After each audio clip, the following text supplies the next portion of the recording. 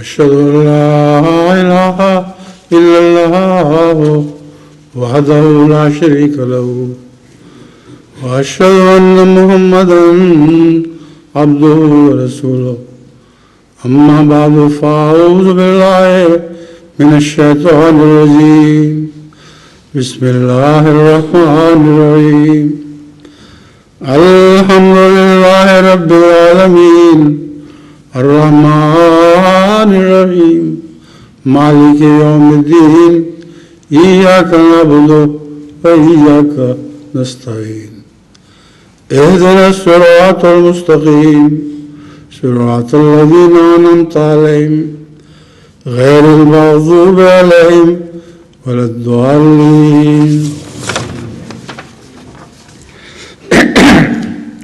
قرآن کریم کی وہ آیات کریمہ جن میں اللہ تعالیٰ کی صفت الخبیر کا ذکر ہے، ان پر آج وہ خطبہ ہوگا.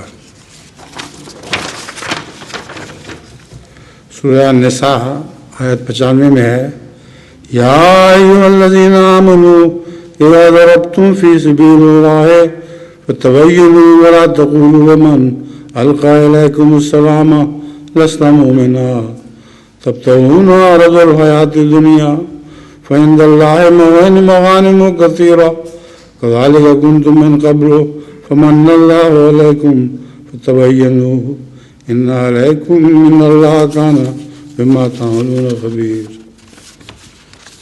ترجمہ: اے وہ لوگوں جو ایمان لائے ہو، جب تم اللہ کی راہ میں سفر کر رہے ہو تو اچھی طرح چھان بین کر لیا کرو، اور جو تم پر سلام بھیجے اس سے یہ نہ کہا کرو کہ تو مومن نہیں ہے.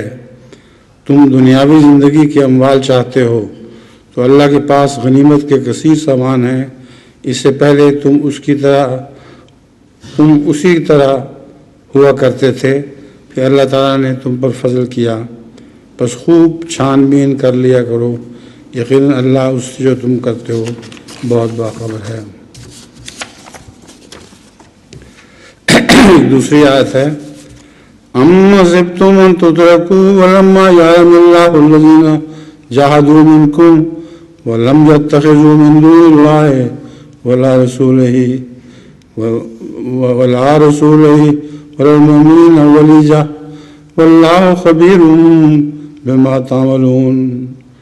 کیا تم یہ گمان کرتے ہو کہ تم اسی طرح چھوڑ دیے جاؤ گے جبکہ ابھی تک اللہ نے آزمائش میں ڈال کر تمہیں سے ایسے لوگوں کو ممتاز نہیں کیا جنہوں نے جہاد کیا، اور اللہ اس کے رسول اور مومنوں کے علاوہ کسی دوسرے کو گہرا دوست نہیں بنایا، اور اللہ اس سے جو تم کرتے ہو ہمیشہ باخبر رہتا ہے. وَإِنَّ كُلًّا لَمَّا لَيُوَفِّيَنَّهُمْ رَبُّكَ أَعْمَالَهُمْ إِنَّهُ بِمَا يَعْمَلُونَ خَبِيرٌ. اور یقیناً تیرا رب ان سب کو ان کے اعمال کا ضرور پورا بدلہ دے گا، یقیناً وہ اس سے جو وہ کرتے ہیں ہمیشہ باخبر رہتا ہے. پھر سورہ اسراء میں ہے، قُلْ كَفَىٰ بِاللَّهِ شَهِيدًا بَيْنِي وَبَيْنَكُمْ إِنَّهُ كَانَ بِعِبَادِهِ خَبِيرًا بَصِيرًا. تو کہہ دے کہ اللہ میرے اور تمہارے درمیان گواہ ہے، گواہ کے طور پر کافی ہے، یقیناً وہ اپنے بندوں سے ہمیشہ باخبر اور ان پر گہری نظر رکھنے والا ہے. حضرت مسیح موعود علیہ السلام فرماتے ہیں، اسی کا تمام بندوں پر تسلط اور تصرف ہے، اور وہی صاحب حکمت کاملہ اور ہر یک چیز کی حقیقت سے آگاہ ہے. تمام حاجتوں کو اس سے مانگنا چاہیے. اب میں آئندہ زمانے میں ظاہر ہونے والی ان خبروں کا ذکر کرتا ہوں جن کا قرآن کریم میں بڑی وضاحت کے ساتھ ذکر فرمایا گیا ہے.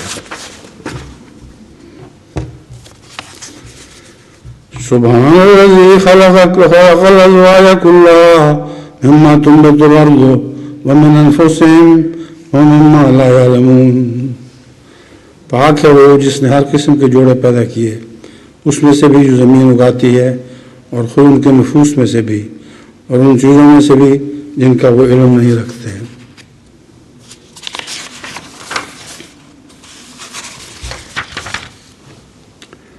نزول قرآن کے دوران عربوں کو تو صرف کھجوروں کے نر اور مادہ کا علم ہوا کرتا تھا، اور ان کو یہ گمان بھی نہیں آ سکتا تھا کہ دوسرے قسم کے پھلوں اور پودوں کے بھی اللہ تعالیٰ نے جوڑے بنا رکھے ہیں۔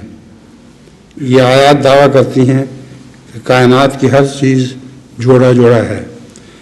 آج کے سائنسدانوں نے اس بات کو بہت گہرائی سے سمجھ لیا ہے کہ ان کی تحقیق کے مطابق نہ صرف ہر زندہ نباتات میں بلکہ مالیکیولز اور ایٹمز میں بھی جوڑے ملتے ہیں، یہاں تک کہ سب اٹامک ذرات بھی جوڑے جوڑے ہیں، اور مادہ یعنی میٹر کے مقابل پر ضد مادہ یعنی اینٹی میٹر کا بھی ایک جوڑا ہے۔ گویا اگر ساری کائنات کو سمیٹ دیا جائے تو اس کا مثبت مادہ اس منفی مادے سے مل کر کالعدم ہو جائے گا۔ غرضی کے جوڑوں کا مضمون ایک لامتناہی مضمون ہے، اور توحید کے مضمون کو سمجھنے کے لیے اس کا سمجھنا بہت ضروری ہے۔ زمین کی سرحدیں پھیلنے اور علم طبقات الارض کی ترقی کی خبر۔ وَإِذَا الْأَرْضُ مُدَّتْ وَأَلْقَتْ مَا فِيهَا وَتَخَلَّتْ، اور جب زمین کشادہ کر دی جائے گی اور جو کچھ اس میں ہے نکال پھینکے گی اور خالی ہو جائے گی۔ اس میں زمین کے پھیلا دیے جانے کا ذکر ہے۔ ویسے تو زمین اس دنیا میں پھیلائی ہوئی دکھائی نہیں دیتی، لیکن نزول قرآن کے زمانہ میں انسان کے علم میں صرف آدھی دنیا تھی، اور آدھی دنیا امریکہ وغیرہ کی دریافت کے ذریعہ مانند پھیلا دی گئی، اور یہی وہ دور ہے جس میں سب سے زیادہ زمین اپنے مدفون رازوں کو اٹھا کر باہر پھینک دے گی، گویا خالی ہو جائے گی۔ یہ نیا سائنسی ترقی کا دور امریکہ کے دریافت سے ہی شروع ہوتا ہے۔ امریکہ کو 1492 میں کرسٹوفر کولمبس نے دریافت کیا تھا۔ آسٹریلیا کی دریافت 2 مختلف وقتوں میں ہوئی۔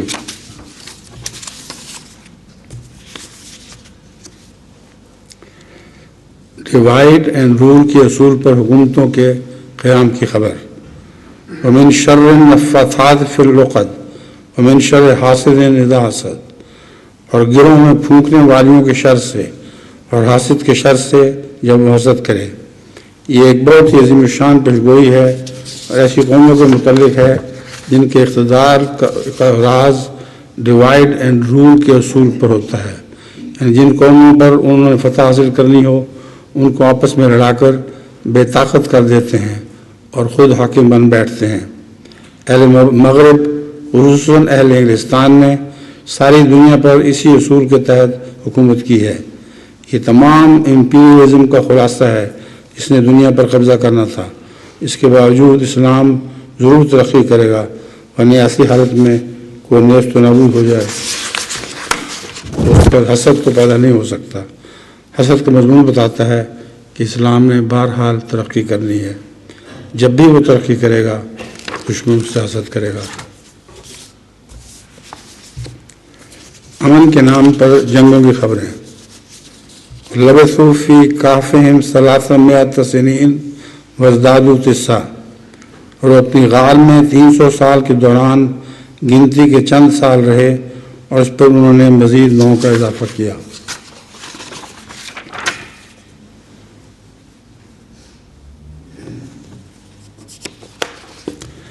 یہ غاروں میں جانے والے جو ہیں ان کو میں نے بھی غاروں میں جا کر دیکھا ہے، بڑی حیرت انگیز غاریں ہیں، اور ان سے واقعتاً ڈر لگتا ہے کہ کس طرح یہ لوگ جو توحید پرست تھے وہ مشرکین کے ڈر سے زیر زمین چلے گئے، اور زیر زمین رہنا اپنے لیے زیادہ پسند کر کیا بنسبت اس کے کہ زمین کی سطح پر رہتے۔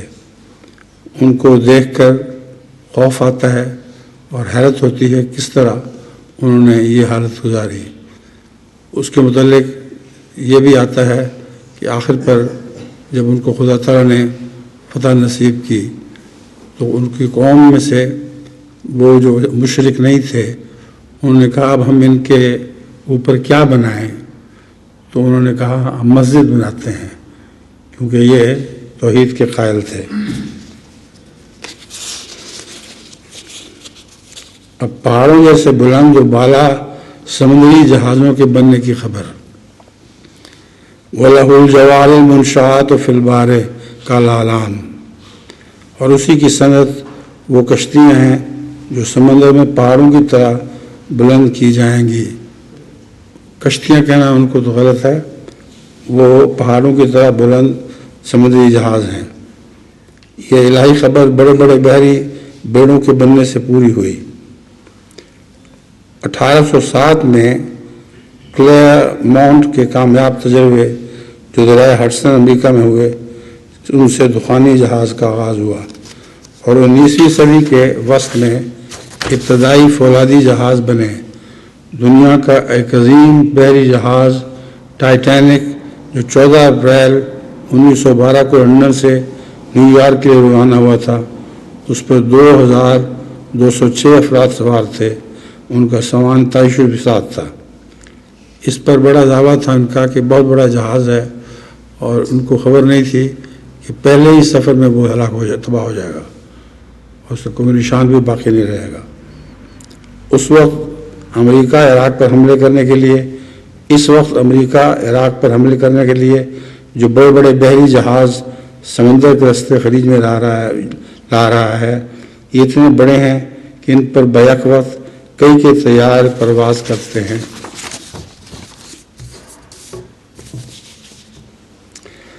پھر علم آثار قدیمہ سے متعلق قرآن کریم فرماتا ہے، افلا یعلم اذا بعثر ما فی القبور وحصل ما فی الصدور ان ربهم بهم یومئذ لخبیر۔ بس کیا وہ نہیں جانتا کہ جب اسے نکالا جائے گا جو قبروں میں ہے، اور وہ حاصل کیا جائے گا جو سینوں میں ہے، یقیناً ان کا رب اس دن ان سے پوری طرح باخبر ہوگا۔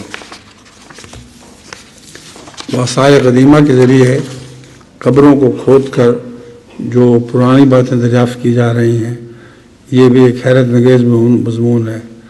اس سے پہلے حضرت صلی اللہ علیہ وسلم کے زمانے میں تو سوچا بھی نہیں جا سکتا تھا کہ قبروں کو کھید کر آثار قدیمہ سے کے حالات دریافت کیے جائیں گے۔ چنانچہ اب سب دنیا میں آثار قدیمہ کا دور ہے، اور حیرت انگیز طور پر پرانے دبے ہوئے زمانوں کی واقعات معلوم کر لیتے ہیں۔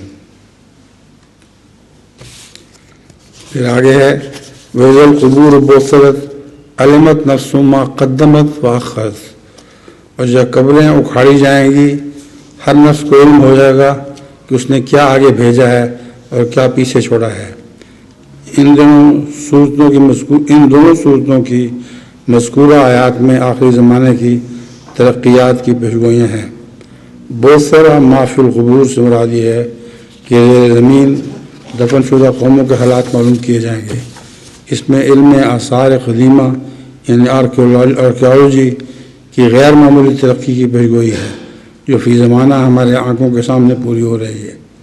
ماہرین آثار قدیمہ ہزاروں سال پہلے گزری ہوئی قوموں کے حالات ان کے آثار کے ذریعے حیرت انگیز طور پر دریافت کر لیتے ہیں۔ میں حضرت صلی اللہ علیہ وسلم کے بیان فرمودہ ارشادات آپ کے سامنے رکھتا ہوں، جن سے پتہ چلتا ہے کہ حضور صلی اللہ علیہ وسلم کو خبر دینے والا ایک خبیر و علیم تھا۔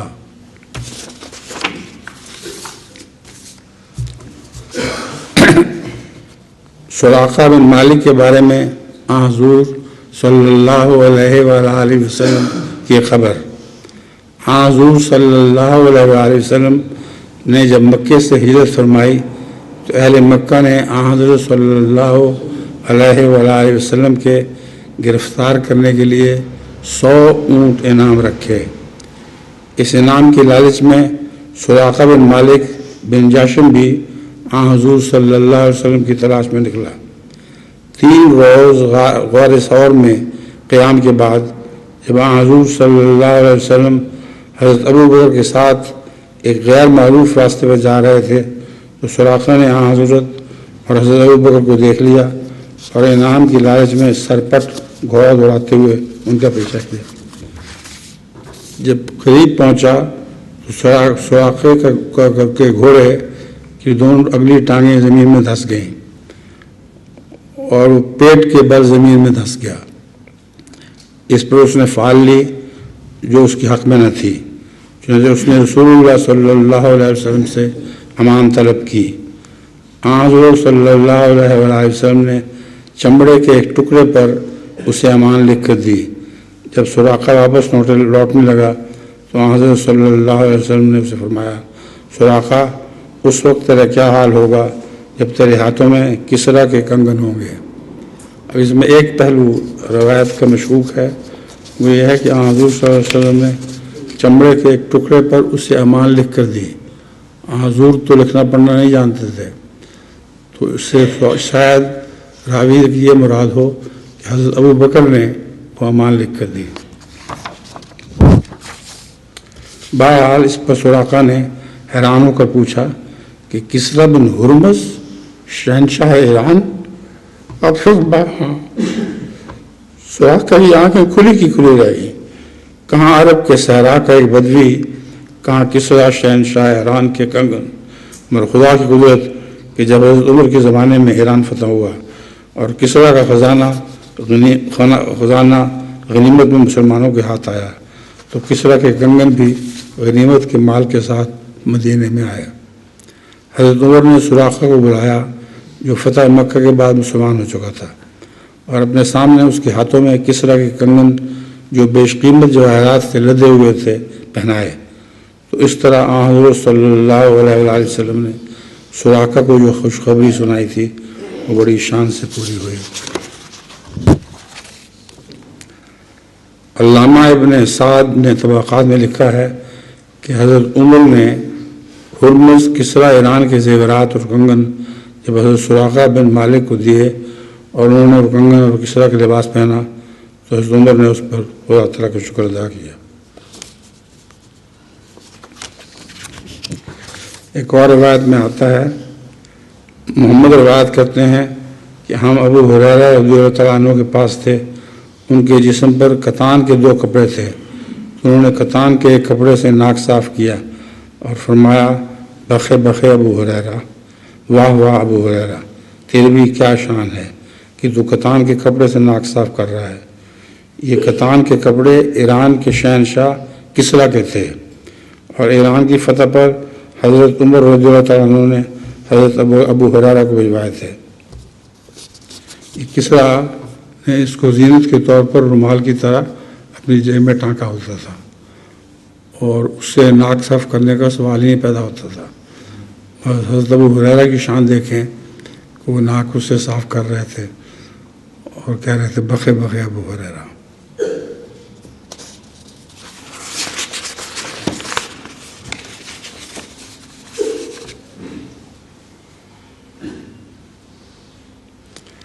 حضرت ابو ہریرہ روایت کرتے ہیں کہ میں تو ایسا غریب اور بے کس تھا کہ غربت کی وجہ سے فاقے پڑ جایا کرتے تھے، اور ان فاقوں کی وجہ سے میں بے ہوش ہو جایا کرتا تھا، اور لوگ مجھ سے پوچھا کرتے تھے، لوگ مجھے سمجھا کرتے تھے کہ اس کو مرگی کا دورہ پڑا ہے، اور میری گردن پر پاؤں رکھ کر بھی چل پڑتے تھے۔ اس وقت صرف حضور صلی اللہ علیہ وسلم کو میرے حال کا علم ہوا تھا۔ میں نے ہر آنے والے سے یہ سوال بھی کیا کہ بتاؤ اس آیت کا کیا مطلب ہے، اور یؤثرون علی انفسہم ولو کان بہم خصاصہ، کہ وہ اپنے نفس پر دوسروں کو ترجیح دیتے ہیں خواہ ان پر غربت کی تنگی ہو۔ اس پر وہ تفسیر بیان کر کے آگے چل پڑتے تھے، گویا مجھے پتہ نہیں تھا۔ یعنی حضرت ابو ہریرہ کہتے ہیں اس طرح تفسیر بیان کیا کرتے تھے کہ جیسے مجھے علم نہ ہو۔ حضرت صلی اللہ علیہ وسلم نے یہ بات سن لی، اب باہر تشریف لائے اور فرمایا، ابو ہریرہ تو بہت بھوکے لگتے ہو۔ حضرت ابو ہریرہ نے عرض کیا، یا رسول اللہ سچ فرماتے ہیں۔ اب نے فرمایا، اچھا پھر دیکھو اور بھی بہت سے بھوکے ہوں گے، ان کا پتہ کرو۔ ابو ہریرہ بڑے حیران ہوئے کہ میرے ایک کے پیٹ بھرنے کے لیے تو رسول اللہ صلی اللہ علیہ وسلم کے پاس دودھ آیا ہے، اب اتنے بھوکوں کے لیے وہ کیسے کافی ہوگا؟ مگر حضور کا ارشاد تھا، آپ نے اعلان کیا کھلے بندوں، اور کوئی بھوکا ہے تو آ جائے۔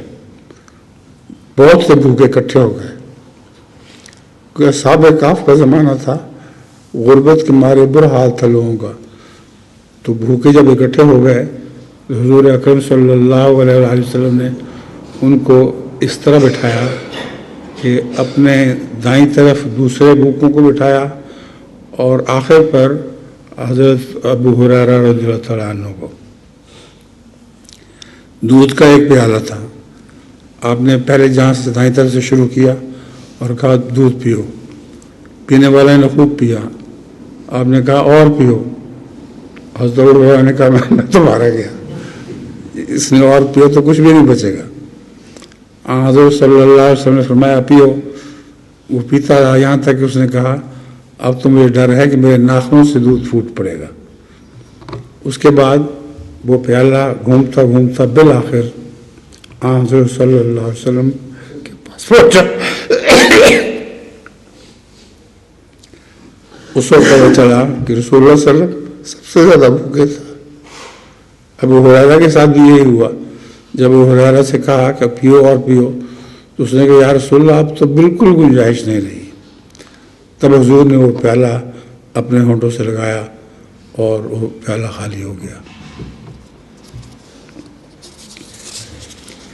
رؤسائے قریش کے قتل ہونے کی جگہیں حضرت صلی اللہ علیہ وسلم نے کشفاً دیکھ لی تھیں، یہاں تک کہ آپ ان کے متعلق سب کے متعلق یہ بتاتے تھے کہ فلاں فلاں ظالم اور غاصب فلاں جگہ قتل ہو کے گرے گا۔ ایک دوسری روایت میں آتا ہے کہ زمین پر نشان بھی لگا دیے تھے۔ صحابہ بیان کرتے ہیں کہ حضرت صلی اللہ علیہ وآلہ وسلم نے جس جگہ نشان بنائے تھے وہیں وہ ان کے صاحب گر کے مارے گئے۔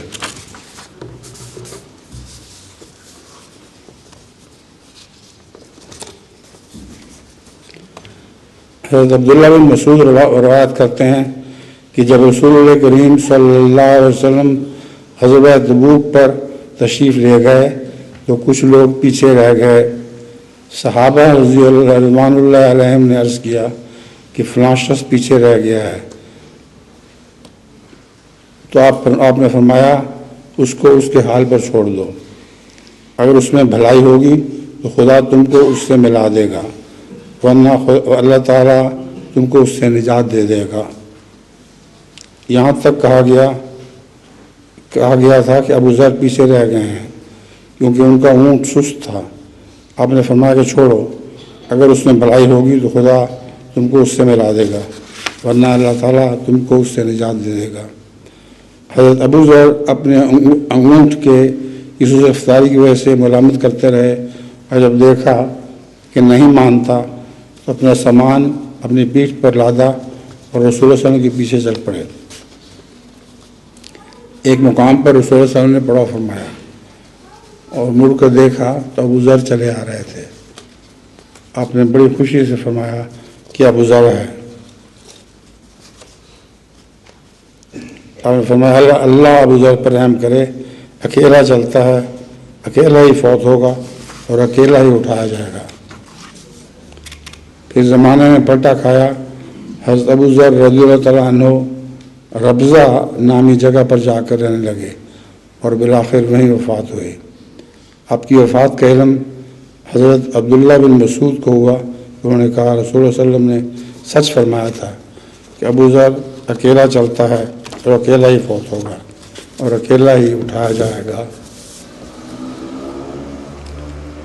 حضرت علی بن حاتم بیان کرتے ہیں کہ میں رسول اللہ صلی اللہ علیہ وسلم کے پاس بیٹھا ہوا تھا کہ ایک شخص آپ کے پاس آیا اور اپنے فاقے کی شکایت کی، پھر ایک اور شخص آیا اور رازمی کی شکایت کی۔ اس پر اللہ تعالیٰ نے حضرت صلی اللہ علیہ وسلم نے فرمایا اے علی کیا تم نے ہیرا نامی شہر دیکھا ہے؟ میں عرض کی یا رسول اللہ دیکھا ہے، نہ دیکھا نہیں سنا ہے۔ آپ نے فرمایا اگر تمہاری زندگی ہوئی تو تم ضرور دیکھو گے کہ ایک مسافر عورت ہیرا سے چلے گی اور خانہ کعبہ کا طواف کرے گی اور خدا کے سوا کسی سے بھی نہیں ڈرے گی۔ حضرت علی بن حاتم کہتے ہیں کہ میں نے خیال کیا کہ اگر یہ بات ہونی ہے تو پھر تئی قبیلہ کے بدکار لوگ کہاں جائیں گے جن کا کام ہی ملک میں آگ لگانا ہے، اور اگر تیری عمر لمبی ہوئی تو تم ضرور دیکھو گے کہ کسریٰ کے خزانے کھولے جائیں گے۔ میں نے عرض کی کسریٰ بن ہرمز؟ اور فرمایا ہاں کسریٰ بن ہرمز۔ پھر فرمایا اگر تمہاری عمر لمبی ہوئی تو تم ضرور دیکھو گے کہ ایک شخص مٹھی پر سونا یا چاندی دینے کے لیے نکلے گا اور اسے قبول کرنے والا نہ پائے گا۔ عدی کہتے ہیں میں نے مسافر عورت کو ہیرا سے اکیلے سفر کر کے خانہ کعبہ کا طواف کرتے ہوئے دیکھا ہے اور خدا کے سوا اسے کسی کا خوف نہ تھا، اور میں وہ شخص ہوں جس نے کسریٰ بن ہرمز کے خزانے کھولے۔ بالمقابل شخص کو مخاطب کر کے کہا اگر تمہاری زندگی لمبی ہوئی تو تم ضرور دیکھو گے جو ابو القاسم صلی اللہ علیہ وسلم نے فرمایا تھا کہ ایک شخص مٹھی پر سونا چاندی دینے کے لیے نکلے گا اور اسے قبول کرنے والا نہ پائے گا۔ اب صحابہ رضوان اللہ علیہم پر ایک بہت ہی آسانی کا زمانہ بھی آیا جبکہ بے شمار دولت تھی، اور یہ امر واقعہ ہے کہ آپ جب کسی کو بھیک دینا چاہتے تھے تو وہ قبول نہیں کیا کرتا تھا۔ رات کے اندھیرے میں بعض دفعہ ایک صحابی کے متعلق آتا ہے وہ نکلے کہ چھپ کے میں دوں گا، تو جس کو بھیک دی وہ امیر تھا، اس نے لینے سے انکار کر دیا۔ اسی طرح بار بار آپ کوشش کرتے رہے مگر کسی نے وہ بھیک قبول نہ کی، تو حضرت صلی اللہ علیہ وآلہ وسلم کی تمام پیشگوئیاں بڑی شان سے پوری ہوئیں۔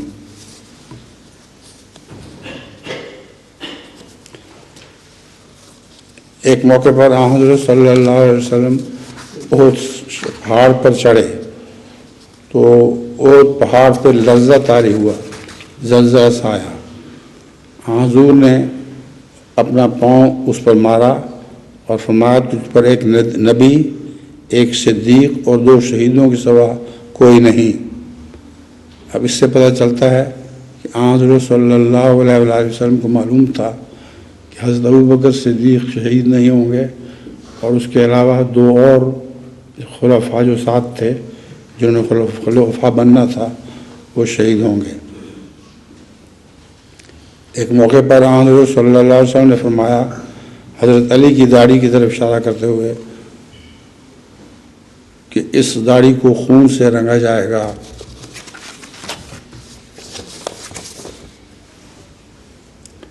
حضرت مسیح موعود علیہ السلام نے آئندہ زمانے میں ظاہر ہونے والے جن واقعات کی خبر دی ہے ان کے چند نمونے۔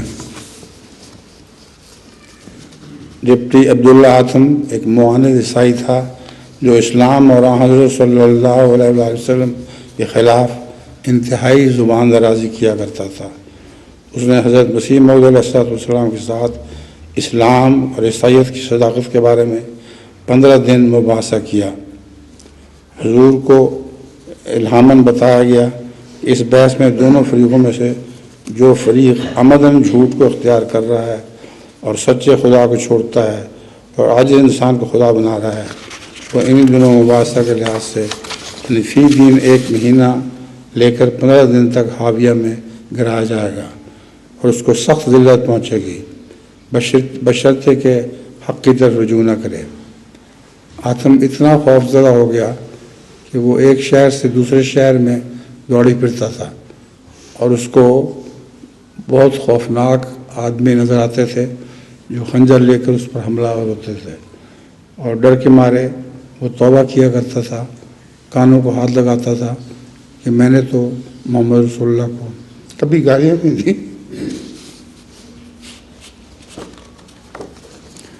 لیکن آخر وہ وقت گزر گیا اور وہ پھر شیر ہو گیا۔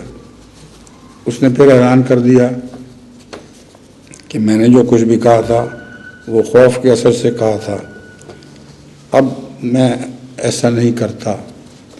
اس پر حضرت مسیح موعود علیہ الصلوۃ والسلام نے فرمایا کہ وہ قسم کھا کر وہ اعلان کرے کہ میں خوف زدہ تھا، اس لیے مجھ سے یہ باتیں ہوئیں، میں ابھی بھی حضرت صلی اللہ علیہ وسلم کی تصدیق کرتا ہوں۔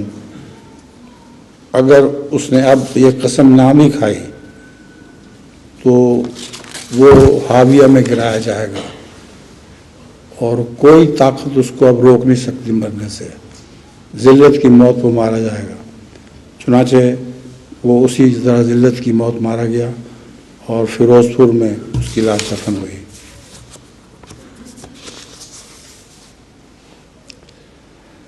حضرت مسیح موعود علیہ الصلوۃ والسلام فرماتے ہیں جو میرے قتل کرنے کے لیے مارٹن کلارک کی طرف سے عدالت کپتان ڈگلس میں پیش ہوا تھا، اس مقدمے سے کچھ خفیف تھا جو مذہبی اختلاف کی وجہ سے نہ کسی خون کے اتہام سے یہودیوں کی طرف سے عدالت پیلاطوس میں دائر کیا گیا تھا، مگر چونکہ خدا زمین کا بھی بادشاہ ہے جیسا کہ آسمان کا ہے، اس لیے اس مقدمہ کی پہلے سے مجھے خبر دے دی کہ یہ ابتدا آنے والا ہے، پھر خبر دے دی کہ میں تم کو بری کروں گا، اور وہ خبر صدہا انسانوں کو قبل از وقت سنائی گئی اور آخر مجھے بری کیا گیا۔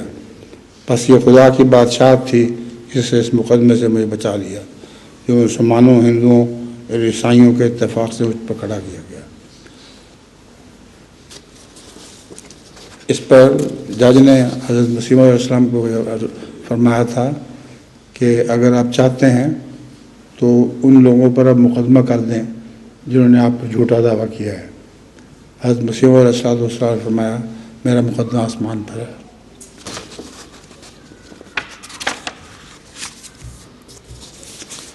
اب طاعون کی وبا کے متعلق حضرت مسیح علیہ السلام کو خواب میں دکھایا گیا تھا کہ پنجاب کے علاقے میں سیاہ رنگ کے بدشکل خوفناک چھوٹے قد کے پودے لگا رہے ہیں۔ حضور کے دریافت کرنے پر فرشتوں نے کہا کہ یہ طاعون کے درخت ہیں جو عنقریب ملک میں پھیلنے والی ہے۔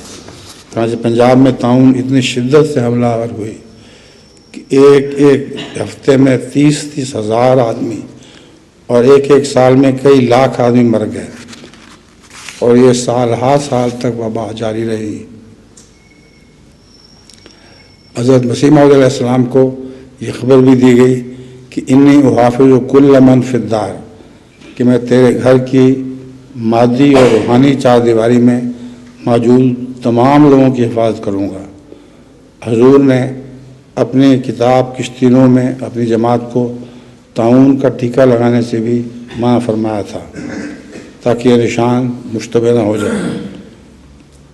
چنانچہ حضور نے بڑی تحدی کے ساتھ اللہ تعالیٰ کے نشان کو تمام دنیا میں شائع فرمایا۔ ایک موقع پر فرمایا کہ اگر میرے گھر میں ایک چوہا بھی طاعون سے مرے گا تو میں اپنے دعویٰ میں جھوٹا ہوں۔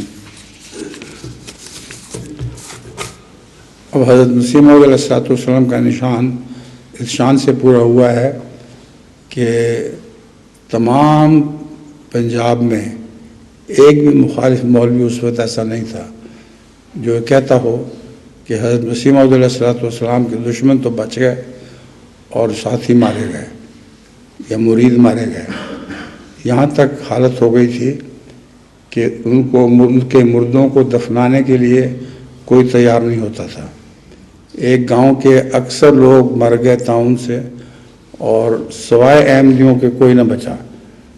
چنانچہ احمدیوں کو یہ توفیق ملتی تھی کہ وہ جا کے ان غیر احمدیوں کے مردے بھی دفن کیا کرتے تھے۔ حضرت مسیح موعود علیہ السلام اس کے متعلق فرماتے ہیں کہ طاعون کے زمانے میں اس کثرت سے ڈاک آتی تھی بیت کی کہ ڈاکیا تھک جایا کرتا تھا اور کئی پھیرے لگانے پڑتے تھے۔ میں نے حساب لگایا ہے لاکھوں احمدی جو ہوئے ہیں پنجاب میں وہ طاعون کے زمانے میں ہی ہوئے ہیں، اور دشمن اب جو مرضی کہہ دے اس زمانے میں اس کو یہ جرت نہیں ہوتی تھی کہ حضرت مسیح موعود علیہ السلام کو کہہ سکے کہ دیکھ لو طاعون نے تمہارے مریدوں کا بھی وہی حال کیا ہے جو منکرین کا کیا ہے۔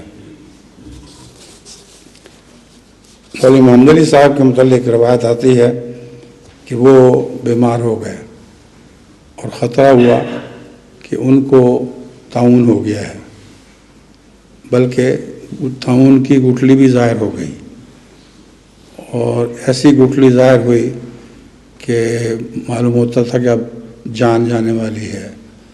حضرت خلیفۃ المسیح اول جو ایک حاذق حکیم تھے، آپ نے ہر دوا کی لیکن کوئی فائدہ نہ ہوا، اور بخار تھا کہ آسمان سے باتیں کر رہا تھا۔ حضرت مولوی محمد علی صاحب نے حضرت مسیح موعود علیہ السلام کے پاس کھلا کے بھجوایا کہ آپ نے تشریف لے آئے، آخری وقت ہے۔ حضرت مسیح موعود علیہ السلام نے کوئی پرواہ نہیں کی کہ اگر طاعون ہے تو کہیں مجھے نہ ہو جائے۔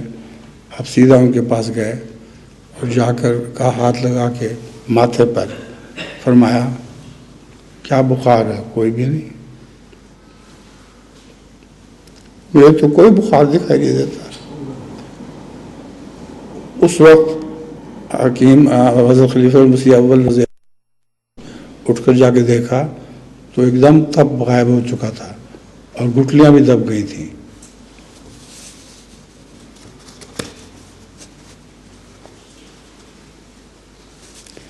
حضرت مسیح موعود علیہ السلام کا علم غیب خدا تعالیٰ سے پانے کا ایک اور واقعہ۔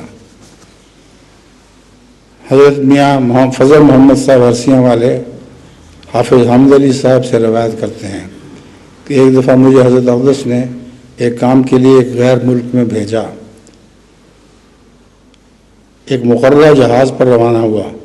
جب جہاز نصف سفر طے کر چکا تو سمندر میں سخت طوفان اٹھا، یہاں تک کہ لوگ چلانے لگے اور کپتان نے اعلان کر دیا کہ اب یہ جہاز غرق ہونے والا ہے، اس لیے اپنی آخری دعائیں کر لو۔ کہتے میں نے بڑے زور سے دعویٰ کیا کہ میں پنجاب سے آیا ہوں اور میں ایسے شخص کے کام کو جا رہا ہوں جسے خدا نے اس زمانے کا نبی بنا کر بھیجا ہے، اس لیے جب تک میں اس جہاز میں سوار ہوں خدا تعالیٰ اس جہاز کو غرق نہیں کرے گا۔ چنانچہ خدا تعالیٰ نے اس حالت کو بدل دیا اور جہاز طوفانی حالت سے نکل کر خیریت سے کنارے جا لگا اور میں اپنی جگہ پر اتر گیا۔ ابھی ایک دلچسپ روایت ابھی باقی ہے، اور اب اتار کے ان کو جہاز آگے روانہ ہو گیا، لیکن تھوڑی ہی دور گیا تھا پھر غرق ہو گیا۔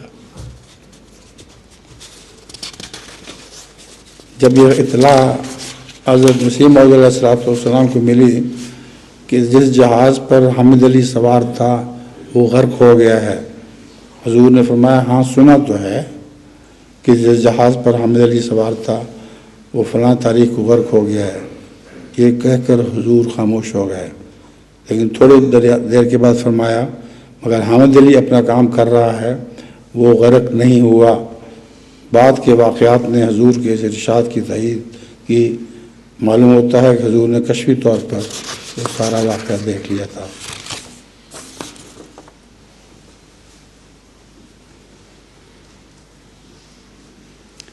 شیخ زین العابدین صاحب اور حضرت حافظ حامد علی صاحب سے متعلق روایت ہے کہ حضرت مسیح موعود علیہ السلام نے فرمایا کہ حافظ حامد علی کی نسبت تو مجھے الہام بھی ہو چکا ہے کہ زندہ آئے گا اور فائدہ حاصل کر کے آئے گا۔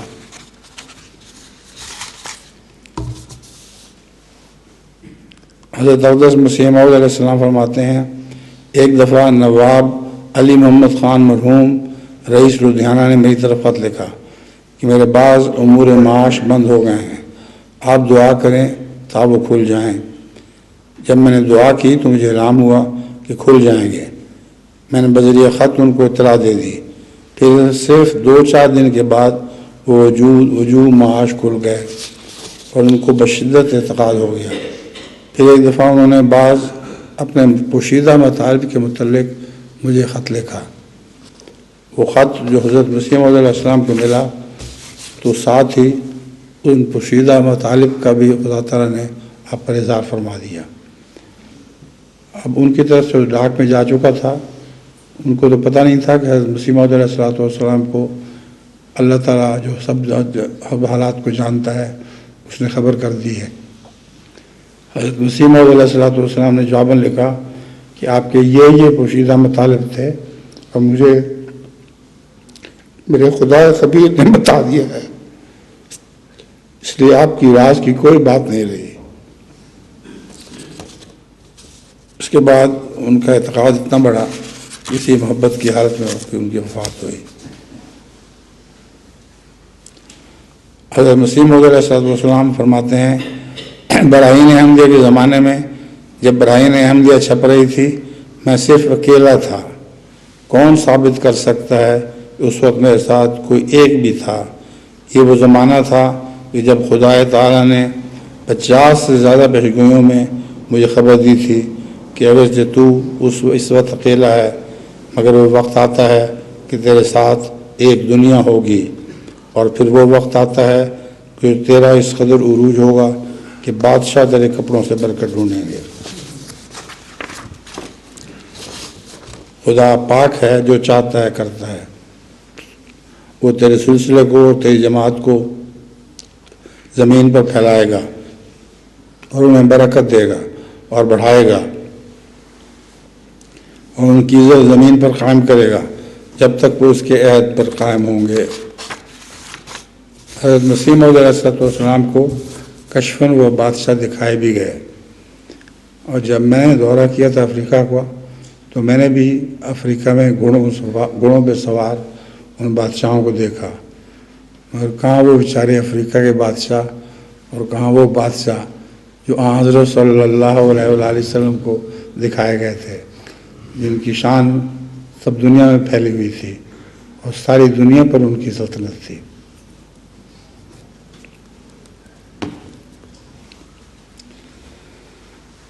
الحمدللہ نحمدہ ونستعینہ ونستغفرہ ونؤمن بہ ونتوکل علیہ ونعوذ باللہ من شرور انفسنا ومن سیئات اعمالنا من یہدہ اللہ فلا مضل لہ ومن یضللہ فلا ہادی لہ ونشہد ان لا الہ الا اللہ ونشہد ان محمدا عبدہ ورسولہ۔ عباد اللہ رحمکم اللہ، ان اللہ یامر بالعدل والاحسان وایتاء ذی القربی وینہی عن الفحشاء والمنکر والبغی یعظکم لعلکم تذکرون۔ اذکروا اللہ یذکرکم وادعوہ یستجب لکم ولذکر اللہ اکبر۔